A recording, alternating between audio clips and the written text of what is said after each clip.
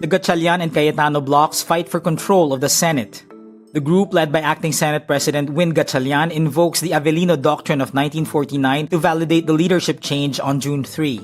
The Cayetano bloc proceeds with its Blue Ribbon Committee hearing with alleged retired soldiers implicating several lawmakers. Video shows Interior Secretary John Vic Remulla appearing to block the purported retired soldiers as they were entering the Senate.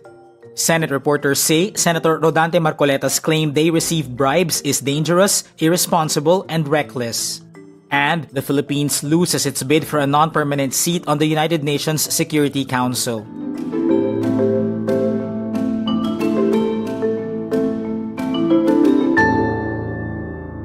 It's a day after the 12-person new majority installed Win Gatchalian as Senate President pro tempore and Acting Senate President. But Gatchalian's bloc and Alan Peter Cayetano's camp are still fighting for control of the upper chamber. In a press conference Thursday, June 4, Gatchalian explains the legal justification to hold the session with 12 senators on Wednesday. From 1949 to now, in Avellino case is the only Supreme Court case related to quorum. Wala nang iba. No? So until now, ginagamit pa rin yan in cases of determining quorum. The most important is quorum. And quorum needs numbers. No? We have 12, they have 10. No? And the minimum number for quorum is 12. So all the proceedings are in full view of the public and compliant with our Constitution. He earlier ordered Senate staff to work from home Thursday to ensure peace and order in the chamber. But also on Wednesday night, Cayetano sent a memo to Senate staff saying all previously scheduled hearings will proceed, including the Blue Ribbon Committee hearing to be led by his sister Pia. The Senate website shows the Blue Ribbon Committee hearing has been cancelled. But the proceedings continued where Cayetano insists he's still Senate President. The reality is, I was elected by 13. The Constitution, the Senate rule says, hindi ka pwedeng palitan kung hindi 13. So wala silang 13, so wala silang quorum. Kahit anong i-invento nila sa kanilang justification, hindi totoo yun. Gatchalian says the new leadership has been recognized by the House of Representatives and by Malacanang. Nakita nyo naman, in-affirm ni Speaker Bojidi. After that, Malacanang rin in-affirm in proceedings yesterday. At sabi nga ng Malacanang, if I can borrow the words, legal in proceedings. What's the legal precedent for the quorum of 12 reached by the Gatchalian bloc with Senator Chis Escudero? The group led by Acting Senate President Win Gatchalian invokes the Avellino Doctrine of 1949 to validate the leadership change. With Senator Bato de la Rosa in hiding and Senator Jinggoy Estrada in detention, the Gatchalian group argue the two are beyond the Senate's coercive jurisdiction. In 1949, a landmark Supreme Court ruling was triggered by the walkout of then Senate President Jose Avellino and his allies during a Senate session.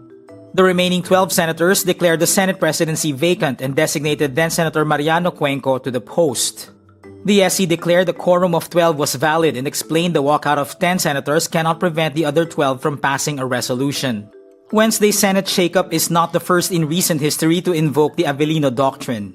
A similar case happened in 2015 with 4 senators overseas and 3 detained. Then Senate President Franklin Drilon led the chamber in declaring its working membership was down to 17 and established a quorum of 12. That leaves us with 17 available senators, out of which 12 are in the session hall, and answer the roll call. The chair therefore declares the presence of the quorum for the other. In an interview with Ces Drilon on One News, Franklin Drilon says he considers the position of Senate President vacant after the leadership shakeup. He also commends the resolution of the impasse, saying it is already affecting public interest. He adds, those questioning the validity of the Gatchalian majority can go to the courts, but until then, there is a presumption of regularity. The Cayetano bloc pushes through with its Blue Ribbon Committee hearing with self-proclaimed retired soldiers. Allegedly once employed by former Congressman Zaldico, the 18 men say President Ferdinand Marcos Jr. and former House Speaker Martin Romualdez and other officials received suitcases filled with cash.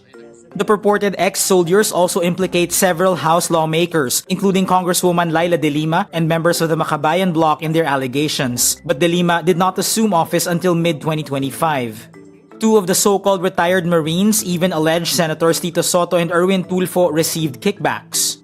Soto was not in public office from 2022 to mid-2025. Tulfo was a congressman for ACT-CIS party list at the time. In a phone call with reporters, Tulfo denies the allegations, calling the claim against him a blatant lie and the hearing a sham. They're saying that this is payment for flood control. Wala naman akong allocables, di ba? Sa GAA, wala din ang pangalan ko dahil hindi naman talaga ako nakakuha any project. The so-called hearing was not streamed by the Senate and was not on record, but media organizations were allowed to cover the event attended by 6 senators from the Cayetano bloc. Video shows Interior Secretary John Vic Remulla appearing to block 18 alleged former Marines as they were entering the Senate Thursday, June 4. This as Senators Pia Cayetano and Robin Padilla were fetching the men from the building entrance to bring them to the Blue Ribbon Committee hearing on flood control corruption. Nagulat lang ako kasi maayos naman. Sabi ko dun sa ating resource person, halika na, sinusundo ko kayo, let's go in. Nagulat na lang ako na nakita ko dun si Secretary John Vic Remulla, tinaharang ako.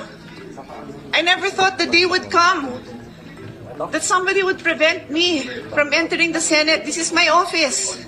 This is the Senate. This is the halls of democracy.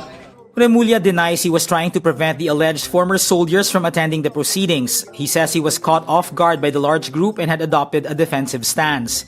He says he was at the Senate to ensure peace between opposing rallyists outside the building and to speak with Acting Senate President Sherwin Gatchalian about securing the area. Diba? Walang police dito. I was alone. I came here alone. I was almost trampled upon. Tingnan lang, lakas-lakas pa katawan ko. Kinaya ko naman. Cayetano says she had to personally collect her resource persons from the entrance because Senate staff were holding them. All this due to confusion from the tug-of-war between the Senate's opposing factions as Cayetano and her allies cling to their posts despite the leadership change.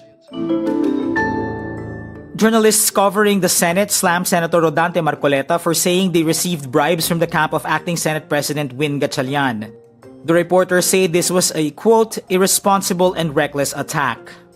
Marcoleta calls them, quote, paid hacks and alleges reporters failed to question the move of Gatchalian's camp to cancel the Blue Ribbon Committee hearing Thursday, June 4. But journalists did question Gatchalian on the postponed Senate probe. In a joint statement, the Senate reporters condemned the claims of Marcoleta. It reads, at a time when disinformation and political polarization continue to undermine public discourse, government officials should exercise greater restraint and responsibility in their pronouncements. In a press conference with Senator Alan Peter Cayetano, Marcoleta explains his beef with the media. He says he was not quoted by broadsheets and reports despite a long speech he gave during an Iglesia ni Cristo rally in Luneta.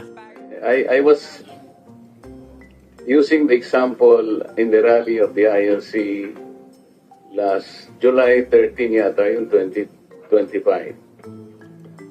It was a 2 million crowd gathered in Luneta. Rally ng INC yun, and I am one of the 4 speakers. So 11 reporters saw it. 11 reporters heard it. Alam niyo, wala man akong pangalan doon. Kahit na yung acronym lang ng pangalan ko, alam mo, may naglagay. Narinig namin si RTN. Baka sakaling tanggapin ko na po yun. Marcoleta eventually takes back his accusation. So pasensya na po kung ako'y nakapagsalita ng gano'n. I did not mean it. The Philippines loses its bid for a non-permanent seat on the United Nations Security Council Wednesday, June 3 or early Thursday, Manila time. At the end of 4 rounds of secret balloting, the Philippines received only 49 votes, while rival Kyrgyzstan garnered 142 votes. Only the 2 countries were vying for the sole vacant seat for the Asia-Pacific region. The UN Security Council is considered the most powerful body in the UN. To win a seat, a member must secure at least 2/3 of the votes from those present during the session or 128 votes during the 4th round. In a statement released after voting concluded, Philippine Foreign Secretary Maria Teresa Lazaro congratulates the Kyrgyz Republic. This is the first time the Philippines lost a bid for the UNSC. It sat on the UNSC in 2004, 1980, 1963, and 1957. This is also the first time Kyrgyzstan will sit on the council. Its term will begin on January 1, 2027 and end on December 31, 2028. Some analysts and UN observers see the race in the context of the superpower competition between Washington and Beijing. The Philippines is a treaty ally of the United States, while Kyrgyzstan has close trade and security ties with China. And that's today's wrap. I'm JC Gotinga. Thank you for watching. Click the link below for the full story. For more updates, download the Rappler app.